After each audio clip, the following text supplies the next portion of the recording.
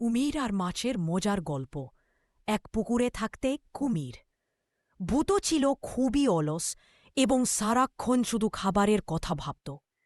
একদিন ভূত দেখতে পেলে একটা ছোট মাছ, নাম তার রুই। রুই সাঁতরাচ্ছিল আর মনে মনে একটা গান গাইছিল, সাঁতার কাটি মজা করি, কুমির দেখলে ভয় না করি। ভূত কুমির লুকিয়েছিল জলের নিচে। ওহ, এত সাহস! রুই মাছ, তুমি আমাকে ভয় পাও না? রুই মাছটা ঘুরে ভূতকে দেখল। সে হাসি মুখে বলল, ভূত ভাই, আমি তোমাকে ভয় পাব কেনে? তোমার দাঁত আছে, কিন্তু আমার আছে স্পিড। ভূত কুমির রেগে গিয়ে জলের উপর লাফিয়ে উঠে বলল, কি বললি? আমার দাঁত দেখলে তোর হুঁশ উড়ে যাবে। দাঁড়া, তোকে ধরছি। রুই মাছ সঙ্গে সঙ্গে দ্রুত সাঁতরে একটা বড় শাওলার আড়ালে লুকিয়ে পড়ল।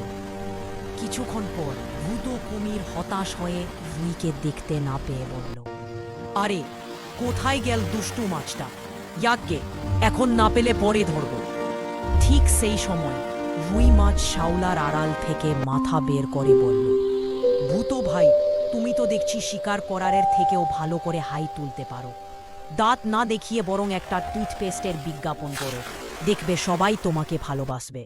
ভূত কুমির